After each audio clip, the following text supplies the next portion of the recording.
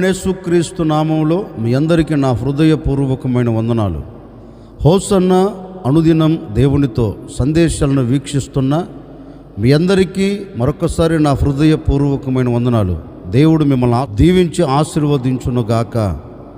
పరిశుద్ధ గ్రంథంలో నుండి ఇర్మియా ప్రవచన గ్రంథం 4వ అధ్యాయం 14వ వాక్యాన్ని నేను చదువుతూ ఉన్నాను. మీ పరిశుద్ధ గ్రంథమైన బైబిల్ తెరచి చూడండి. యెరూషలేమా, నీవు రక్షించబడినట్లు నీ హృదయములో నుండి చెడుతనము కడిగి వేసుకొనుము. దేవాతి దేవుడు తన జనులైన ఇశ్రాయేలీలతో, యెరూషలేము పట్టణస్థులతో ఒక శ్రేష్టమైన మాట చెబుతున్నారండి. దైవజనుని చేత ఆ ప్రజలకు ఒక వాక్కును ప్రకటించమని దేవుడు తన మనసులో ఉన్న ఆలోచనను దైవ సేవకుడికి చెబితే, ఈ దైవ సేవకుడు ప్రజల యొద్దకు వెళ్ళి ప్రజలతో ఒక శ్రేష్టమైన మాట చెప్తున్నాడు. యెరూషలేము నివాసులారా, దేవుని పేరు పెట్టబడిన ప్రజలారా, దేవుడు మీతో ఈ మాట చెప్పమన్నారు అని ఒక కఠినమైన మాట అండి. ప్రజలకు అది కఠినమైన మాటే, దేవునికి అది సంతోషకరమైన మాట. ఆ కఠినమైన మాట ప్రజలతో చెప్తున్నాడు. చూడండి, మీరు, మీ దేశం, మీరు, మీ కుటుంబం రక్షించబడినట్లు మీ హృదయమును కడుగుకొనండి. అంటే దేవుని పేరు పెట్టబడిన ప్రజలు హృదయం కడగబడలేదా? కడగబడింది. దేవుని పేరు పెట్టబడిన ప్రజల హృదయములో పాపం విడిచిపెట్టలేదా? విడిచిపెట్టబడింది. కడగబడిన ప్రజలతో, హృదయము శుద్ధి చేయబడిన ప్రజలతో మరలా ఒక హెచ్చరికతో కూడిన మాట. ఎందుకు ఈ మాట వారితో చెప్పాడు అంటే, మరలా వారి హృదయం దేవుని వైపు నుండి లోకం వైపు మరలుకుంది. పాపయుక్తమైన వాటి వైపు వారి హృదయము తిరగబడింది. అందుకే దేవుడు అంటారు, చూడండి, మరలా మీ హృదయము కడగబడాలి, మీ హృదయము శుద్ధి చేయబడాలి, మీ హృదయము పవిత్రపరచబడాలి. ఇప్పటి వరకు మీ హృదయములో గూడు కట్టుకొని ఉన్న పాపమును విడిచి మరలా మీ హృదయము పవిత్రపరచబడినట్లుగా, మరలా మీ హృదయము పాపములో నుంచి రక్షించబడినట్లుగా ఇప్పుడు మీరు ఏం చేయాలి అంటే, మీ హృదయమును మీరు కడుగుకొనండి, మీ అంతరంగమును మీరు శుద్ధి చేసుకోండి. మీ హృదయము పవిత్రపరచబడినట్లు, మీ హృదయం పరిశుద్ధపరచబడినట్లు మిమ్మల్ని మీరే పరిశుద్ధపరుచుకునేదానికి, మీ హృదయమును మీరు కడుగుకునేదానికి ప్రయత్నం చేయండి అంటూ వారికి ఒక హెచ్చరికతో కూడిన మాట చెప్తున్నాడు. ఇదిగో, మీ హృదయం కడగబడాలి, మీ హృదయం శుద్ధి చేయబడాలి అని దైవ సేవకుడి ద్వారా దేవుడు ఆ మాట ప్రజలకు తెలియచేస్తున్నాడండి. నిజమే, ఈ రోజున దేవునిని నమ్ముకున్న వారి హృదయం పాపముతో నింపబడిపోయింది. దేవునిని ఎరిగిన వారే, దేవుని ఆజ్ఞలలో నడిపించబడుతున్నాం అంటున్న వారే ఈ రోజున ఏమైపోయారంటే, హృదయాన్ని పాపముతో నింపుకున్నారండి, హృదయాన్ని లోకముతో నింపేసుకున్నారండి. అందుకే హృదయము పాపముతో నింపబడి పోయినందువలనే మనం ఏ మేలు చూడలేకపోతున్నాం, ఏ దీవెన అనుభవించలేకపోతూ ఉన్నాం. ఒకవేళ ఇప్పటి వరకు నీ హృదయం కడగబడక, నీ హృదయం శుద్ధి చేయబడక, నీ హృదయం పవిత్రపరచబడక, ఇంకా నీ హృదయములో పాపాన్ని గూడు కట్టుకునేటట్లుగా చేసుకున్నావేమో, నీ హృదయంలో పాపం నిలిచిపోయిందేమో, ఈ ఉదయకాల సమయంలో పశ్చాత్తాపడి నీ హృదయం కడగబడినట్లుగా, నీ హృదయం శుద్ధి చేయబడినట్లుగా ఈరోజు దేవుని పాదాలు నువ్వు పట్టుకోగలిగితే నిశ్చయముగా శుద్ధి చేయబడిన హృదయము వలె నా దేవుడు నీ హృదయమును మార్చబోతూ ఉన్నాడు. అందుకే దావీదు కూడా తన కీర్తనలో ఒక మాట రాస్తున్నాడండి. అయ్యా, నేనేదో తెలిసో తెలియకో నేను జారిపోయాను, తెలిసో తెలియకో నేను పడిపోయాను, తెలిసో తెలియకో నా హృదయంలో పాపాన్ని దాచిపెట్టుకున్నాను కనుక ఇప్పుడు ఆ పాపము పోవునట్లుగా, నా హృదయం శుద్ధి చేయబడినట్లుగా నా హృదయాన్ని కడగండి. ఎలా కడుగుతారు అంటే, హిమము కంటే తెల్లగా నా హృదయం కడగబడాలి, నా హృదయం శుద్ధి చేయబడాలి, నా హృదయము పవిత్రపరచబడాలి అని నీవు దేవుని పాదాలు పట్టుకొని ప్రభువుని అడగగలిగితేనండి, నిశ్చయముగా ఈ ఉదయకాల సమయంలో నా ప్రభు నీ అంతరంగమును శుద్ధి చేయబోతూ ఉన్నాడు, నీ అంతరంగమును కడిగివేయబోతూ ఉన్నాడు. ఇప్పటి వరకు దాచుకున్న ప్రతి పాపమును ఆయన శుద్ధి చేసి ఒక పవిత్రమైన హృదయముగా నా దేవుడు నీ హృదయమును మార్చునుగాక. అంటే నీ హృదయము పవిత్రమైనదిగా, నీ హృదయము పరిశుద్ధమైనదిగా కడగబడితే దాని దీవెనలే ప్రత్యేకంగా ఉంటున్నాయండి. అంటే కడగబడకపోతే దీవెన కలగదా? కలగదు. పరిశుద్ధపరచబడకపోతే ఆశీర్వాదం కలగదా? కలగదు. నీవు కడగబడితేనే దేవుని ఎదుట నిలబడుతావు. నీవు శుద్ధి చేయబడితేనే దేవుణ్ణి చూడగలుగుతావు. నీవు శుద్ధి చేయబడితేనే ఆయన ముఖదర్శనాన్ని నువ్వు చూడగలుగుతావు. ఎందుకు అంటే మన దేవుడు పరిశుద్ధత కలిగిన వాడు.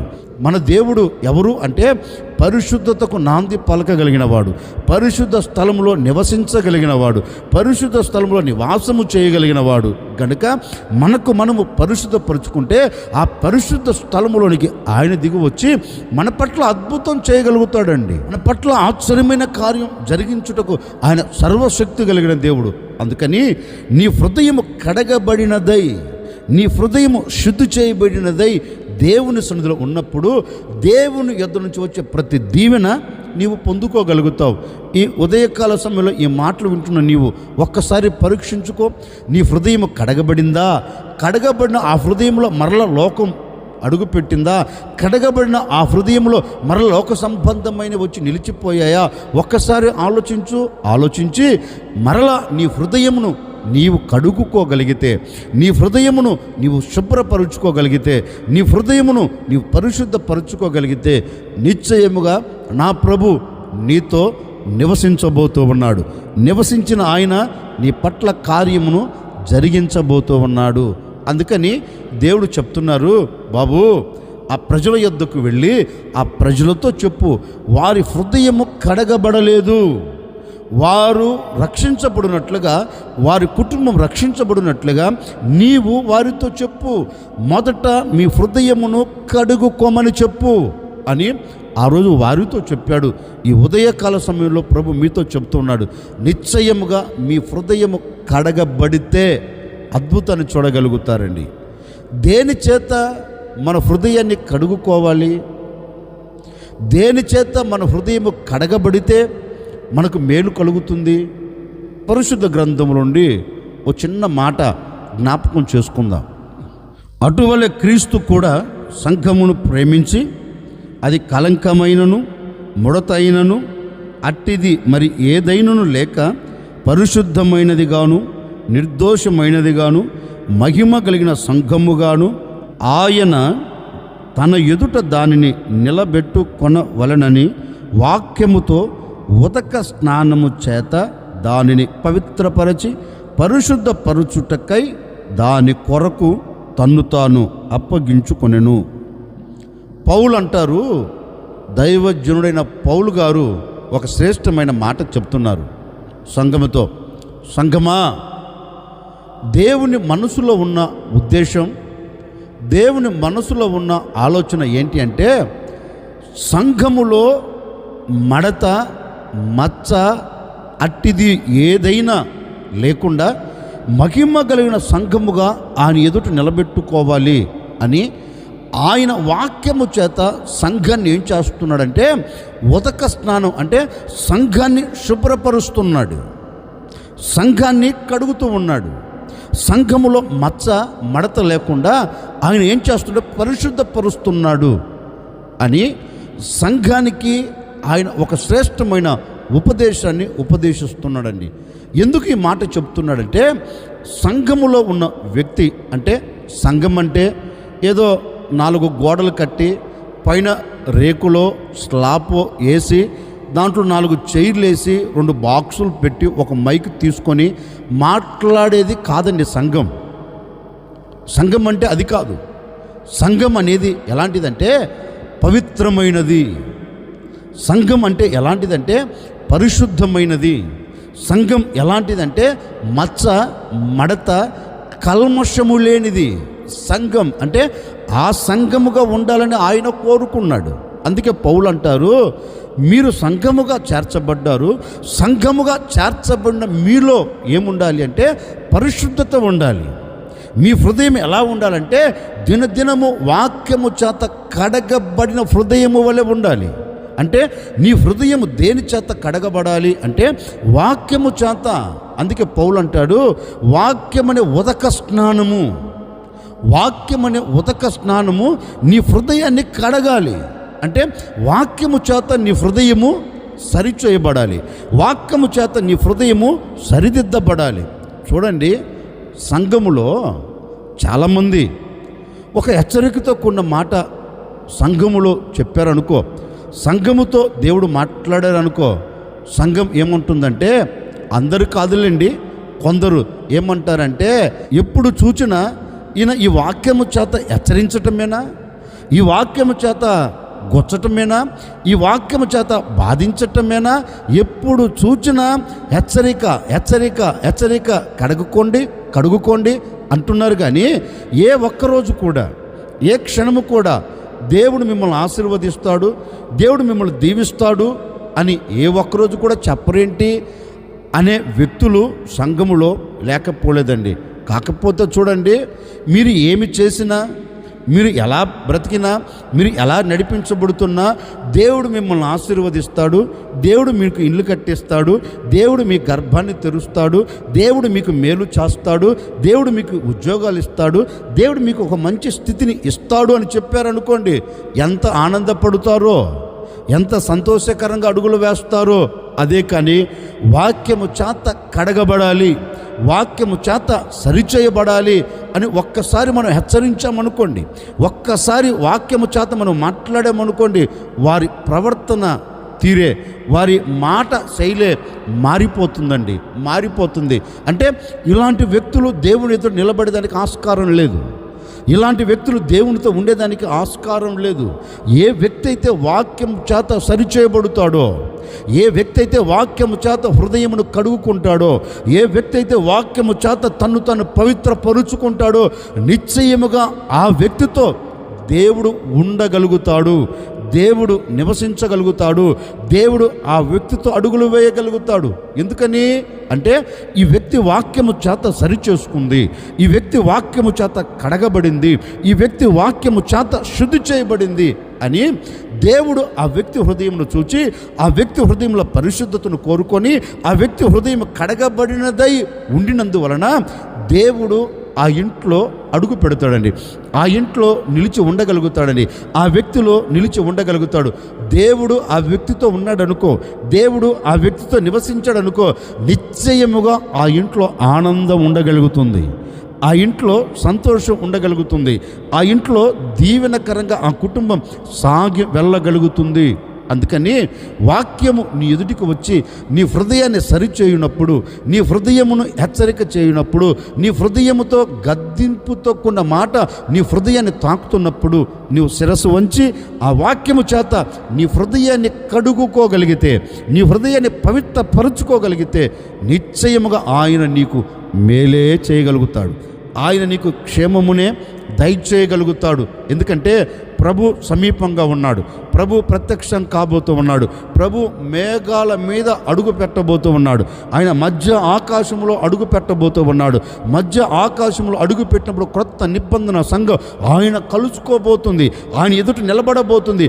రేపటి రోజున నీవు ఆయన ఎదుట నిలబడాలి అంటే ఏం చేయాలి? వాక్యం అనే ఉదక స్నానము చేత నీ అంతరంగం పరిశుద్ధపరచబడాలి, నీ అంతరంగం శుద్ధి చేయబడాలి, నీ అంతరంగంలో మలినం, నీ అంతరంగంలో కల్మషం, నీ అంతరంగంలో పాపం కడిగి వేయబడినట్లుగా ప్రతిదినం నువ్వేం చేయాలంటే వాక్యముతో నీ హృదయాన్ని నీవు సరిచేసుకుంటూ వెళ్ళాలండి, సరిచేసుకుంటూ వెళ్ళాలి. సంఘంలో ఎందుకు నీవు అడుగు పెట్టాలో తెలుసా? సంఘంలో నువ్వు ఎందుకు రావాలో తెలుసా? సంఘంలోనికి వచ్చి ఎందుకు వాక్యం వినాలో తెలుసా? ఏదో పొగడతలు దొరుకుతాయని కాదు, ఏదో సన్మానిస్తారని కాదు, ఏదో నీవు ఏది చేసినా దేవుడు ఆశీర్వదిస్తారని చెబుతారని కాదు. నువ్వు సంఘంలోనికి ఎందుకు రావాలంటే వాక్యము చేత నన్ను నేను సరిచేసుకోవాలి, వాక్యము చేత నన్ను నేను పవిత్రపరుచుకోవాలి, వాక్యము చేత నన్ను నేను కడుగుకోవాలి అని నువ్వు దేవుని సన్నిధిలోనికి ఆశతో రాగలిగితే దేవుడు నీ అంతరంగమును ఎలా కడుగుతాడంటే వాక్యము చేత. వాక్యము చేత నీలో ఉన్న మచ్చ, మడత, డాగు, కలంకం అట్టిది ఏది లేకుండా మహిమ కలిగిన వ్యక్తిగా దేవుడిని చేస్తాడు. మహిమ కలిగిన వ్యక్తిగా దేవుడిని తీర్చిదిద్దుతాడు. నీలో ఎలాంటి అపవిత్రత లేకుండా రోజు వాక్యం ఏం చేస్తుందంటే నిన్ను కడుగుతూ వస్తుంది. అందుకే ఓ సేవకుడికి నేను కూడా మీతో చెప్తున్నానండి, నిశ్చయముగా ఒకవేళ ఏదో చర్చికి వెళుతున్నాను, ఆవరణంలో ఉంటున్నాను, ఆవరణంలో వాక్యం అంగీకరిస్తున్నాను అని నీవు అనుకోకుండా ప్రతిదినం నీ హృదయం కడగబడినదై, ప్రతిదినం వాక్యము చేత నీ హృదయము కడుగుకుంటూ నీవు మనసులో తలంచవలసింది ఒకటే, దేవుడు ఒకరోజు రాబోతున్నాడు, దేవుడు ఒకరోజు అడుగు పెట్టబోతున్నాడు. నేను ఆయనను చేరాలంటే నాలో పరిశుద్ధత ఉండాలి, ఆయన ఎదుట నేను నిలబడాలంటే నాలో కల్మషం ఉండకూడదు. నా హృదయం పరిశుద్ధమైనది గాను పవిత్రమైనది గాను నా హృదయాన్ని నేను కడుగుకుంటే నేను నా దేవుని ఎదుట నిలబడుతాను అనే ఆలోచనతో నీవు వాక్యాన్ని అంగీకరించగలిగితే ఆ వాక్యం నీ హృదయంలో పాపము లేకుండా కడిగి వేస్తుందండి. అందుకే దావీదు కూడా అంటాడు కదండి, అయ్యా నేను పాపము చేయకున్నట్లు నీ వాక్యమును నా హృదయములో నేను దాచుకున్నాను. అంటే దేవుని వాక్యం ఏం చేస్తుందంటే నీ హృదయములో ఉన్న పాపాన్ని కడిగి వేస్తుంది, నీ హృదయములో ఉన్న పాపమును తీసివేస్తుంది. దేవుని వాక్యం నీ హృదయములో ఉన్నదనుకోండి, నీ హృదయంలో పాపము అడుగు పెట్టదు, పాపయుక్తమైనవి నీ హృదయంలో అడుగు పెట్టవు. కారణం ఏంటంటే వాక్యం నీ హృదయంలో ఉన్నంతకాలం, వాక్యం నీ హృదయంలో నిలిచి ఉన్నంతకాలం ఏ పాపం నీ దరికి రానివ్వదు. వాక్యం ఏం చేస్తుందంటే నీ హృదయాన్ని ప్రతి దినం కడుగుతుంది. నీలో అపవిత్రత అడుగు పెట్టకుండా, నీలో అపవిత్రమైనవి నిలిచి ఉండకుండా వాక్యం ఏం చేస్తుందంటే ప్రతిరోజు ఉదక స్నానం అంటే ప్రతిరోజు నేను కడుగుతుంది, శుభ్రపరుస్తుంది. ఎందుకు శుభ్రపరుస్తుందంటే నీవు ఆయన పోలికలోనికి వచ్చున్నట్లు, నీవు ఆయన ఎదుట నిలబడినట్లు, నీవు ఆయన ముఖ దర్శనాన్ని చేయున్నట్లు, ఆయనతో నీతో ఆయన ఉన్నట్లు ఈ వాక్యం ఏం చేస్తుందంటే ప్రతిరోజు నిన్ను కడుగుతుంది. కడగబడినప్పుడు నీ హృదయం తేట తెల్లగా ఉంటుంది. తేట తెల్లగా ఉన్నప్పుడు దేవుడు అక్కడ నివాసం చేస్తాడు. అందుకే లేఖనంలో కూడా చక్కగా రాయబడిన మాట ఏంటి తెలుసా, ఏ వ్యక్తి అయితే పరిశుద్ధుడిగా మలచబడతాడో ఆ పరిశుద్ధత కలిగిన దేవుడట వారి మధ్యలోనికి వచ్చి నివాసం చేస్తాడంటే, ఆయన వారి మధ్యలోనికి వచ్చి నివాసం చేస్తాడు కనుక ఇక మీదట ఏం చేస్తారంటే ఆ కుటుంబమైనా, ఆ వ్యక్తిగత జీవితమైనా, ఆ సంఘమైనా ఏం చేస్తుందంటే సంతోషంతో పాటలు పాడుతారంటండి, ఆనందకరంగా అడుగులు వేస్తారంట. ప్రజలారా ఎందుకు ఇంత ఆనందం అని అడిగామనుకో, వారు ఒకటే అంటారు, అయ్యా మమ్మల్ని మేము వాక్యంతో కడుగుకున్నాం, వాక్యము చేత మమ్మల్ని మేము ఉదక స్నానం చేసుకున్నాం, మా హృదయం కడగబడినదై ఉండినందువలన దేవుడు మా మధ్యలోనికి వచ్చి నివసిస్తున్నాడు గనక ఇప్పుడు ఆయన మాతో ఉంటే మాకు సంతోషం కాక, మాకు ఆనందం కాక కన్నీరు ఎందుకుంటుందయ్యా, ఆనందకరంగా బ్రతుకుతున్నాం అని ఏ వ్యక్తి అయినా చెప్పగలడండి. ఓ సేవకుడిగా నా ముగింపు మాటలుగా నేను కూడా మీతో చెప్పే మాట ఏంటంటే, ఒకవేళ ఇప్పటి వరకు నీ హృదయం కడగబడలేదేమో, నీ హృదయం పరిశుద్ధపరచబడలేదేమో, నీ హృదయం పవిత్రపరచబడలేదేమో, ఈరోజు వాక్యము చేత నిన్ను నీవు కడుగుకోగలిగితే, నిన్ను నీవు పరిశుద్ధపరుచుకోగలిగితే, నిన్ను నీవు పవిత్రపరుచుకోగలిగితే నా ప్రభువైన యేసు క్రీస్తు నిశ్చయముగా మీ కుటుంబాల మధ్య నిలిచి సంతోషాన్ని, ఆనందమును దయచేయునుగాక.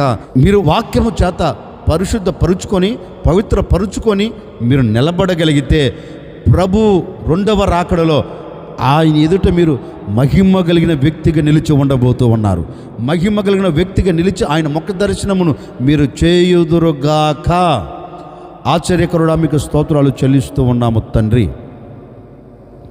మరొక దినములో మేము అడుగుపెట్టి మిమ్మల్ని స్తుతించే భాగ్యం మీరు అనుగ్రహించారు. నిజమే, మా హృదయము కడగబడాలని, మా హృదయము వాక్యము చేత సరిచేయబడాలని మీ లేఖనాలు సెలవిచ్చినట్లుగా మాలో మచ్చ, మడత, డాగు, కలంకము లేకుండా వాక్యము చేత మా హృదయాన్ని కడుగుకుంటున్నామయ్యా, మా హృదయాన్ని పవిత్రపరుచుకుంటున్నాం. మీరు మా మధ్య నిలిచి మాకు ఆనందాన్ని దయచేయండి. మీరు ప్రత్యక్షమైనప్పుడు నీ ఎదుట మహిమ కలిగిన వ్యక్తులుగా, మహిమ కలిగిన సంఘముగా మేమందరం నిలబడి మీ ముఖ దర్శనము చేయనట్లుగా మీరు సహాయము చేయండి.